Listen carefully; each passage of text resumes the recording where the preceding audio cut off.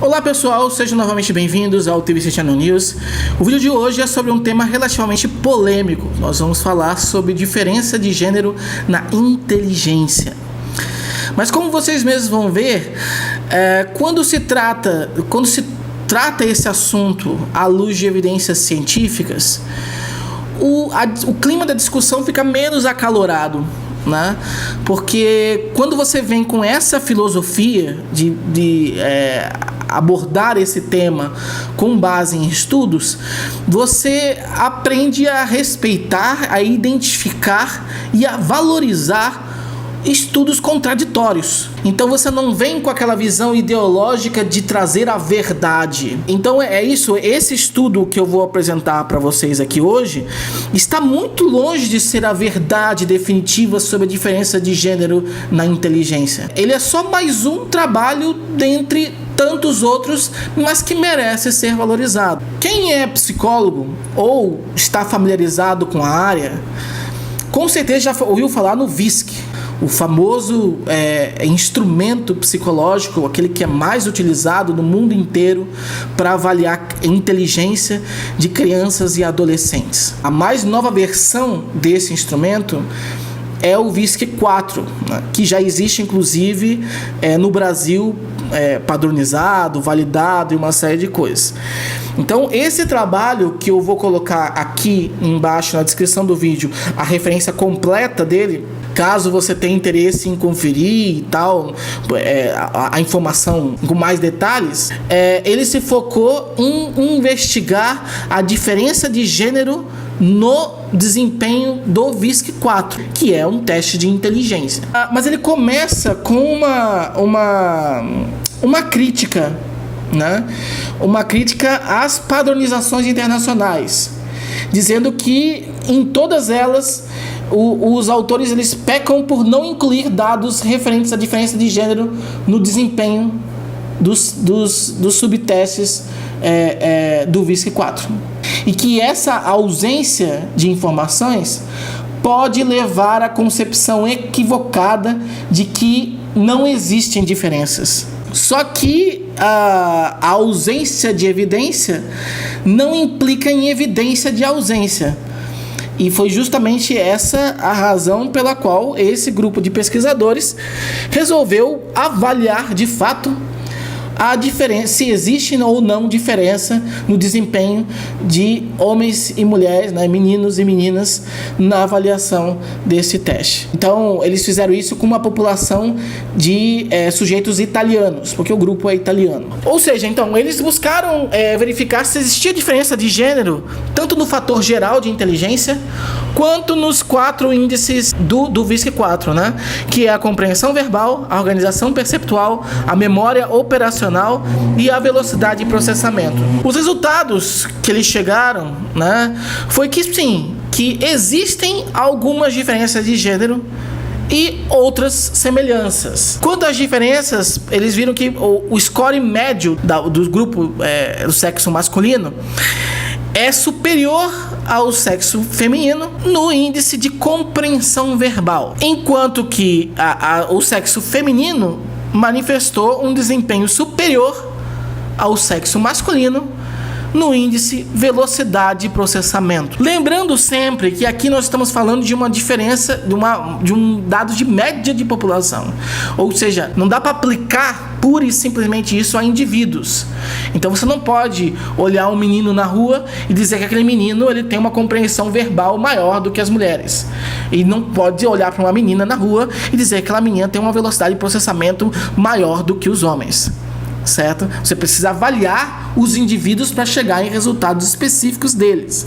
Mas quando você pega a média desta população, você percebe que existe essa diferença de gênero. Os homens superiores na avaliação, na compreensão verbal, as mulheres superiores na velocidade de processamento. Enquanto que nos outros índices, né, a memória operacional e a organização perceptual e também a inteligência geral, não teve uma diferença de gênero significativa. Ou seja, nesses outros aspectos, homens e mulheres, meninos e meninas têm praticamente o mesmo desempenho. Quando eu estava lendo esse resultado, eu praticamente me surpreendi, porque sempre me foi óbvio que o desempenho, a compreensão verbal seria superior nas mulheres e não nos homens.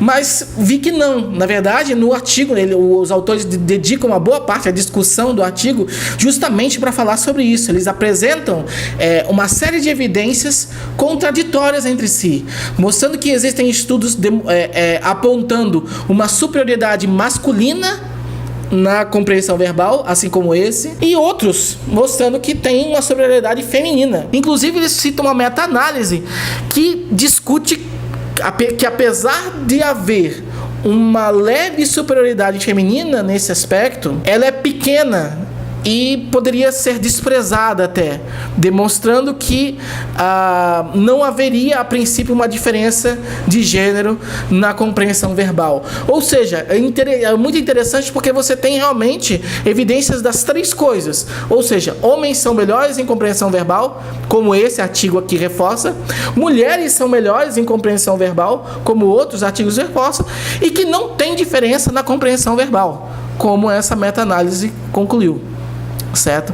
Então é um tema bastante controverso. Quanto à velocidade de processamento, também é um tema controverso. Os autores também colocam artigos mostrando que ele é superior nas mulheres, como esse concluiu, e artigos que provam que eles são superior nos homens. E ainda trabalhos que subdividem ele em vários aspectos e veem as diferenças que existem. Por exemplo, né, faz parte da velocidade de processamento, né, a avaliação que envolve números, letras do alfabeto e nomeação de objetos. Essas atividades, nessas tarefas, as mulheres tendem a ter um desempenho superior. Já em outras que envolve tempo de reação propriamente dita e apertar botões, os homens são superiores. Então tem que discriminar um pouco melhor esse tipo de resultado, certo? Olhando realmente quais aspectos da velocidade de processamento é superior em cada um dos gêneros. Bom, então resumindo, né, dá para se dizer que no VISC 4 apresenta semelhanças e diferenças de gênero. Semelhanças em memória operacional, organização perceptual e inteligência geral. E diferenças em velocidade de processamento e compreensão verbal. Porém, aí aqui entra um aspecto importante, tá? A gente tem que tomar muito cuidado na hora de transpor esses resultados para a realidade brasileira. Por quê? Porque entra aí um efeito já reconhecido da cultura, tá? Então, não é porque crianças e jovens italianos manifestaram esse tipo de resultado que crianças e jovens brasileiros vão ter a mesma coisa. Ou seja, pesquisas que foram feitas nesse sentido aqui no Brasil não necessariamente vão apontar essa diferença, não necessariamente vão apontar essas semelhanças e não necessariamente vão apontar essa diferença e essa semelhança, mas no mesmo grau, tá? Então, por isso que pesquisas nesse sentido sempre devem ser incentivadas. E por isso que a gente precisa combater esse discurso ideológico da academia que acaba muitas vezes boicotando pesquisas que envolvem diferenças de gênero, porque entender diferenças de gênero é entender como nós funcionamos. E isso é fundamental, principalmente nesse caso aqui, para contexto clínico. Mas tem outros aspectos também, contextos sociais, educacionais, organizacionais, que também é fundamental você avaliar diferenças de gênero. Por isso que é importante a gente acabar com essa cultura que olha com um olhar do século retrasado para um assunto que é extremamente relevante na atualidade da psicologia. Então, antes de pegar esse resultado italiano e aplicar para o Brasil, a gente tem que ter uma grande cautela, porque são culturas diferentes e podem sim gerar resultados diferentes. Lembrando também que aqui eles utilizaram apenas o VISC 4 como uma medida de inteligência. Ainda que esse instrumento seja o mais utilizado, ele não é o único instrumento para avaliar a inteligência. Então, estamos falando de uma coisa bem específica para ele. Não quer dizer que se você use outros testes, que eles vão gerar o mesmo tipo de resultado. Concluindo a discussão do artigo em si, ninguém precisa ficar com raiva, desses resultados, nem tampouco ficar com orgulho desse resultado, né? Porque ele não é de maneira nenhuma um ponto final. Ele é apenas mais uma evidência em meio a tantas outras que precisa ser valorizado. Também fica a dica para quem quer discutir esse tema de diferenças de gênero relacionada à cognição, e aqui especificamente a inteligência, que é: levante mais artigos científicos e menos bandeiras, ok? E por fim, eu gostaria de recomendar a todos vocês que são psicólogos e que se interessaram pela grande possibilidade de aplicação do VISC-4 em contextos clínicos para avaliar a inteligência de crianças e adolescentes, e que mesmo cursando as melhores faculdades de psicologia do Brasil, você até aprende, mas de maneira superficial, porque tem vários outros instrumentos que também entram na ementa, né?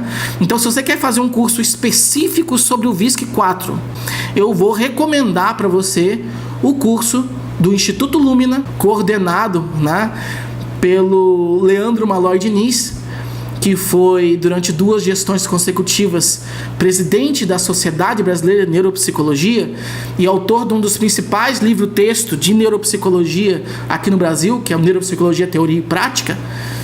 Então, se você é psicólogo, né, provavelmente você já ouviu falar nele e entende que, se existe alguém que sabe aplicar o VISC-4, é ele. Então eu sugiro realmente fazer um curso do qual ele participa, do Instituto Lumina. É um curso online, focado bem no VISC-4 mesmo, questões teóricas e questões práticas dele.